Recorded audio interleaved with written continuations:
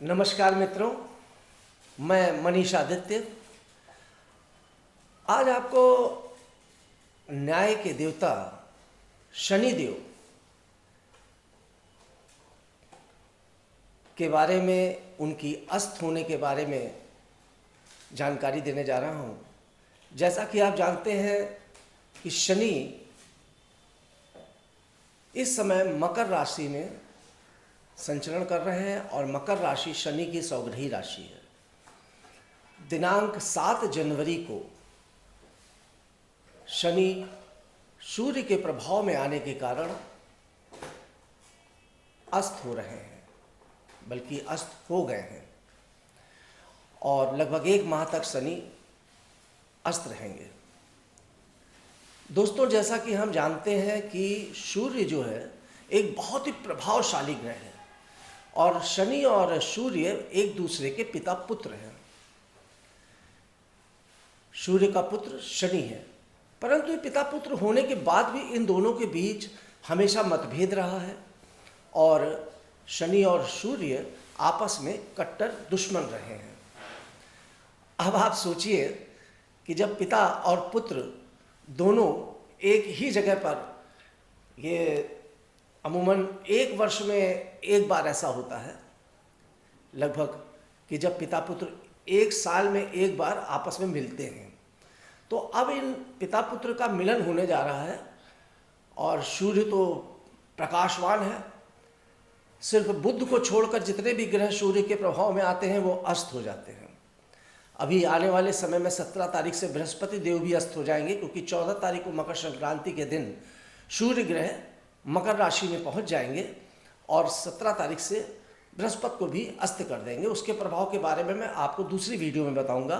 आज सूर्य चूँकि कि डिग्रियों के हिसाब से देखा जाता है और शनि देव सूर्य की डिग्रियों से अस्त हो चुके हैं।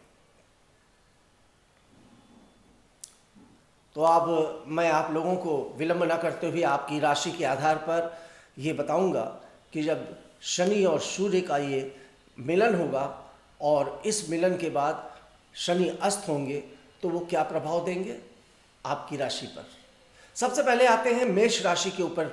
मित्रों, जैसा कि आप जानते हैं मेष राशि का स्वामी मंगल होता है और मेष राशि के 10वें स्थान पर इस समय शनिदेव विराजमान है। 10वां स्थान कर्म का भाव है और मेष राशि के कर्म स्थान पर बृहस्पति और शनि दोनों ही बैठे हुए हैं। बुध भी बैठा हुआ है इस समय वर्तमान में, परंतु जब शनि अस्त हो जाएंगे तो मानी बात है मेष राशि के जातकों के लिए थोड़ी सी उनके कर्म क्षेत्र में, उनके कार्य क्षेत्र में, जहां वो रोजगार कर रहे हैं, जो काम कर रहे हैं, बिजनेस कर रहे हैं, व्यापार कर रहे हैं या सरकारी नौकरी कर रहे हैं, वहां थोड़ी सी शिथिलता आएगी। इसके प्रभाव से इस 1 माह के पीरियड को मेष राशि के जातकों को अपने काम क्षेत्र में बहुत अच्छे से मेहनत करनी चाहिए, लापरवाही नहीं करनी चाहिए, ध्यान देना चाहिए कि किसी भी प्रकार का कोई भी ऐसा काम ना करे जिससे कि उनको आने वाले समय में उनके व्यवसाय में किसी प्रकार की उलझन आ सके। इसलिए ये समय व्यापारिक मामलों में थोड़ी सावधानी बरतते हुए काट देनी चाहिए। अगली राशि वृष राशि। वृष राशि का स्वामी शुक्र है और अभी 25 जनवरी को शुक्र भी शनि के साथ विराजमान हो जाएंगे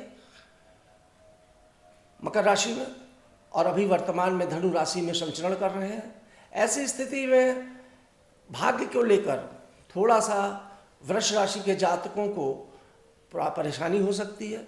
उनके जो अच्छा भाग्य चल रहा था, भाग्य बहुत उदयमान था, उनको सारे काम उनके सपोर्ट में बनते चले जा रहे थे, अध्यात्म के क्षेत्र में उनको लाभ मिल रहा था, धन के क्षेत्र में लाभ मिल रहा था, वहाँ पर कुछ ना कुछ अड़चन इस बीच आ सकती है। इसलिए किसी बड़ी बाधा ना आए, कोई बड़ी परेशानी ना आए, इस बात को ध्यान में रखते हुए इस समय को आपको बहुत ही प्रेम पूर्वक, स्नेह पूर्वक काट लेना चाहिए। 25 तारीख के बाद जब आपके राशि का स्वामी शुक्र भी आ जाएगा यहाँ पर, तब आपको अच्छा लाभ मिलना प्रारंभ हो जाएगा। फिलहाल अभी आपको शनि का जो प्रभाव है उसके कारण जो आपके भाग्य का शनि एक बहुत अच्छे से आप के लिए सपोर्ट कर रहा था, वहाँ थोड़ी सी शिथिलता दिखलाई मुझे पड़ रही है। अगली राशि मिथुन राशि। मिथुन राशि के अष्टम स्थान पर शनि बैठे हुए हैं। मिथुन राशि पर शनि की ढैया भी चल रही है। मानी बात है, अस्त होने पर ढैया का प्रभाव कम होगा और मिथुन राशि के लिए एक बहुत बड़ी राहत की सांस है।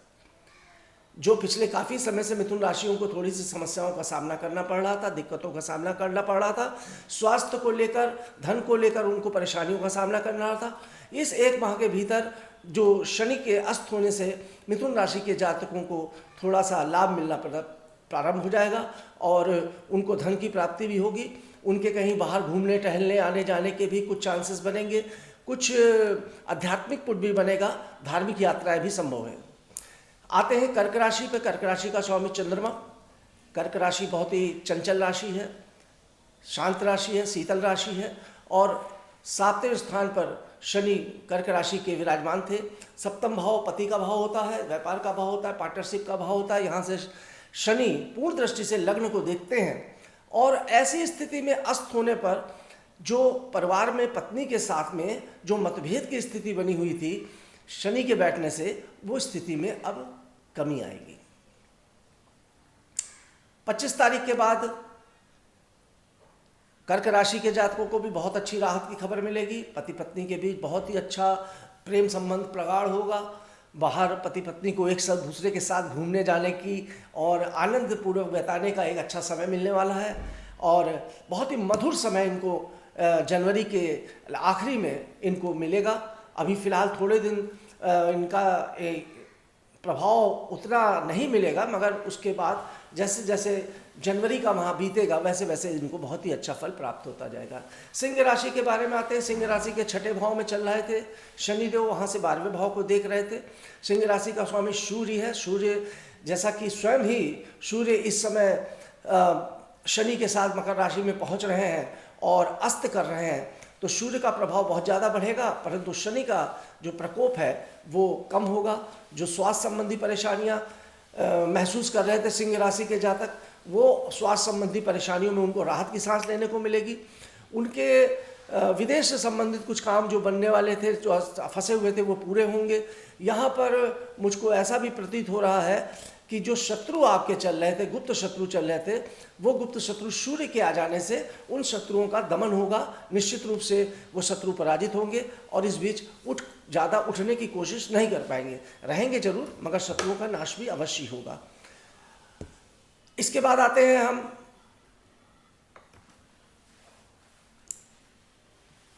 कन्या राशि के ऊपर। कन्या राशि के 5वें स्थान पर शनिदेव विराजमान है।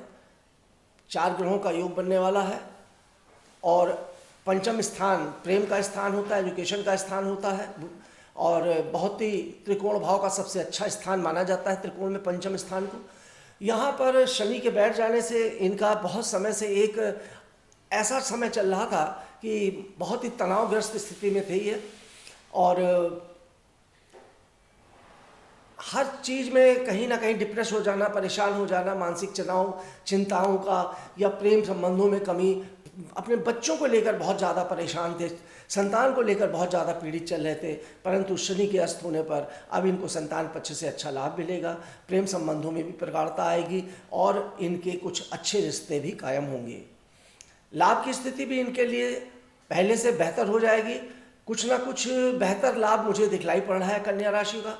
अब आते हैं तुला राशि पर। तुला राशि का स्वामी भी जैसा मैं बताया है कि वो शुक्र है और शुक्र देव 25 तारीख को शनि के साथ विराजमान होने वाले हैं।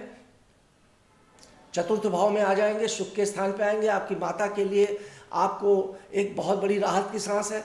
माता अगर अस्वस्थ चल रही थी या परेशान चल रही थी या किसी प्रकार की चिंताओं में चल रही थी, आप तो वो अब स्थितियां समाप्त होने वाली है।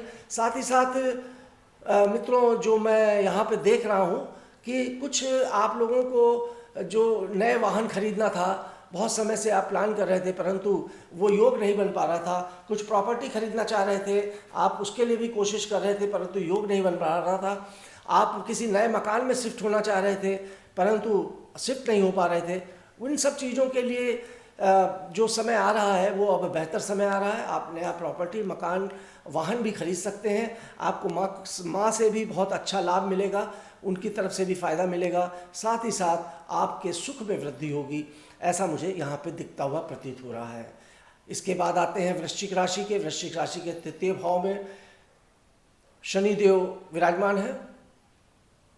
तृतीय भाव में वृश्चिक राशि के बैठने पर और स्वामी इसका मंगल मेष राशि में बैठा हुआ है, जो योग बन रहा है वो इस समय ऐसा बन रहा है कि मिथुन वृश्चिक राशि के जातकों को इस समय उनके जो शनि की वजह से बहुत ज़्यादा क्रोध और प्रबल आवेश की भावना, ब्लड प्रेशर की एकदम आ जाना, गुस्सा आ जाना, या किसी प्रकार की लड़ाई झगड़ा हो रहा था, जो इस प्रकार का उत्पात टाइप का आपके जीवन में मचा था, कुछ भाई बहनों के बीच में भी तनाव चल रहा था, वो अब मुझको बहुत शांत होता दिखाई पड़ रहा है। और यहाँ पर आपके जीवन में एक नई मधुरता आ रही है, आपके भाग्य में एक नई वृद्धि हो रही है, कुछ नए रास्ते आपके लिए खुलते हुए मुझे नज़र आ रहे हैं। जो रास्ते आपने पहले नहीं सोचे होंगे वो मार्ग मुझे अब प्रशस्त होते हुए दिखलाई पड़ रहे हैं मित्रों।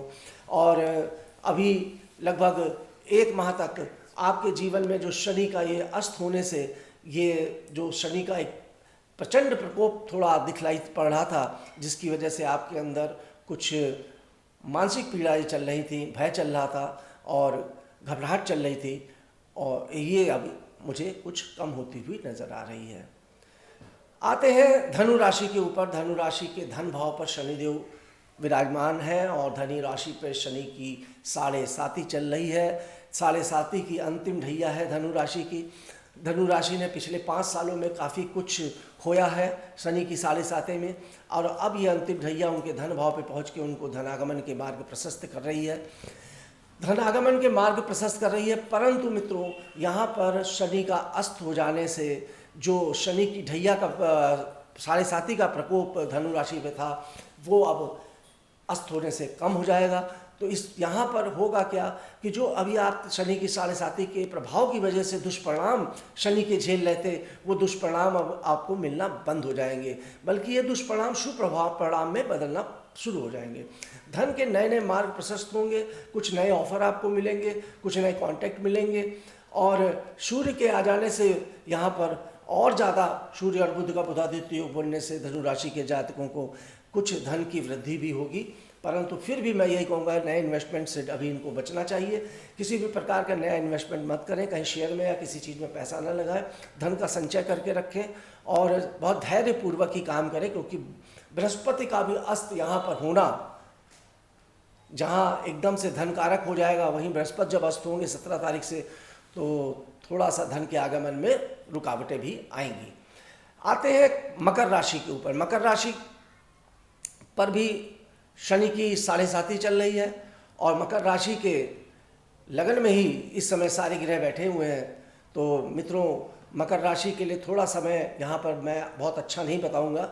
वैसे लग्न में सूर्य आ जाने से तो इनको लाभ मिलेगा, परंतु शनि के अस्त हो जाने तो शनि का एक अच्छा प्रभाव इनको मिल रहा था, तो वो अगर अच्छा प्रभाव मिल रहा था, देखिए शनि की 7.5 जो होती है, इसकी 3 ढैया होती है 2.5 साल की, और इस पर मैं आपको अलग एपिसोड बना के बताऊंगा विस्तृत रूप से।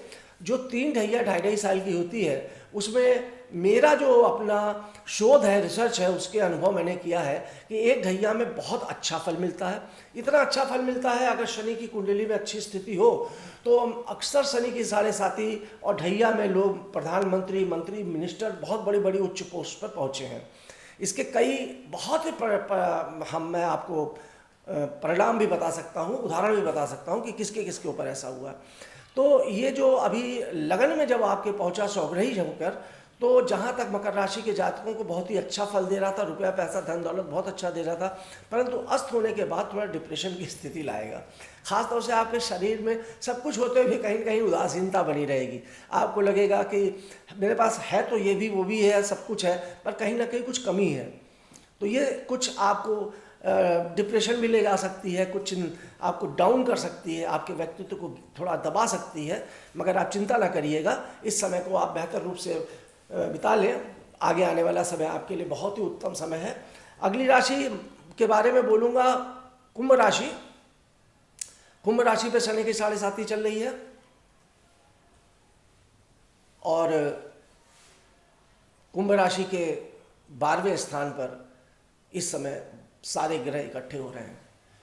बहुत अच्छा समय नहीं कहूँगा मैं, ये समय आपके लिए बहुत ही सतर्कता से चलने वाला है कुंभ राशि के जातकों, क्योंकि शनि अस्त हो रहे हैं 12वें स्थान पर, और वही एक ऐसे ग्रह थे जो 12वें स्थान पर बहुत अच्छा फल दे रहे थे और देते हैं, और साथ ही साथ स्वग्रही थे, परंतु वो भी अस्त हो रहे हैं, बृहस्पति भी अस्त हो रहे हैं। तो यहाँ पर शनि के अस्त होने से आपको कुछ ना कुछ दिक्कतों का सामना करना पड़ेगा। खासतौर से कोर्ट कचहरी थाना पुलिस के मुकदमों से आपको बच के रहना पड़ेगा, और किसी भी ऐसे काम में आपको जो लड़ाई झगड़ा विवाद का कारण बन जाए, इन कामों से आपको बचना पड़ेगा। शत्रु आपके पीछे बहुत तेज़ी से लगेंगे, आपके शत्रु आपको ढूंढ रहे हैं, कहीं ना कहीं किसी न किसी मुद्दे में वो एकदम से उदित हो जाएंगे।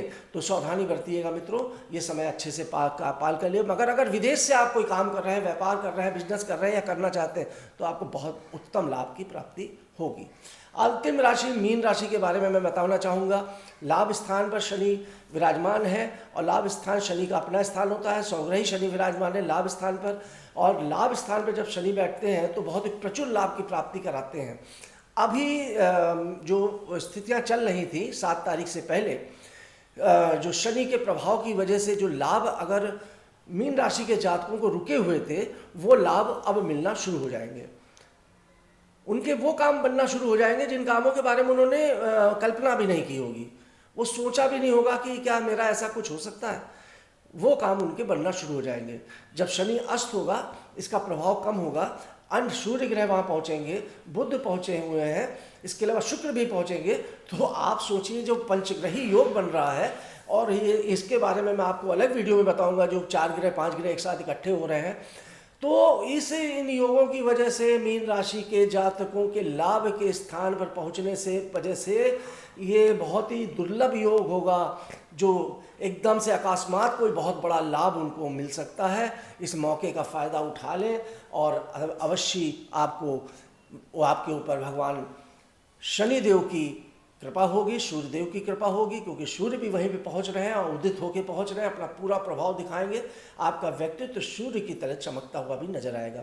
थोड़ा पंचग्रह होने से कुछ तनाव तो बनता ही है, जब कई ग्रह एक साथ होते हैं, अलग अलग प्रवृत्ति के होते हैं। ये ओवरऑल मैं सभी के लिए बता रहा हूँ। तो कुछ ना कुछ आपस में एक भाई मतभेद होगा ही। बुध का अपना स्वभाव है, शनि का अपना स्वभाव है, बृहस्पति का अपना स्वभाव है, शुक्र का अपना स्वभाव है, चंद्रमा का अपना स्वभाव है।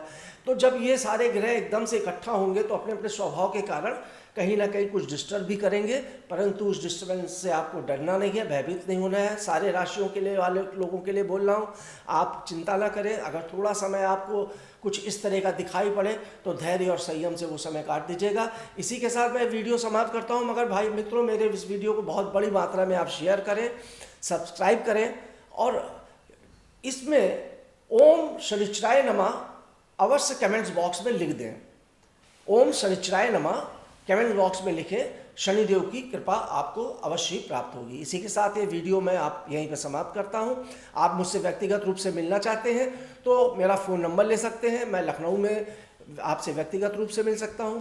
जो मेरे मित्र बाहर हैं, अन्य शहरों में हैं, अगर वो मुझसे मिलना चाहते हैं, संपर्क करना चाहते हैं, तो मेरे दूरभाष नंबर पे मेरे व्हाट्सएप नंबर यही है, इस पर आप मुझसे संपर्क करके अपॉइंटमेंट ले सकते हैं। इसी के साथ ये वीडियो मैं समाप्त करता हूं। बहुत बहुत धन्यवाद मित्रों।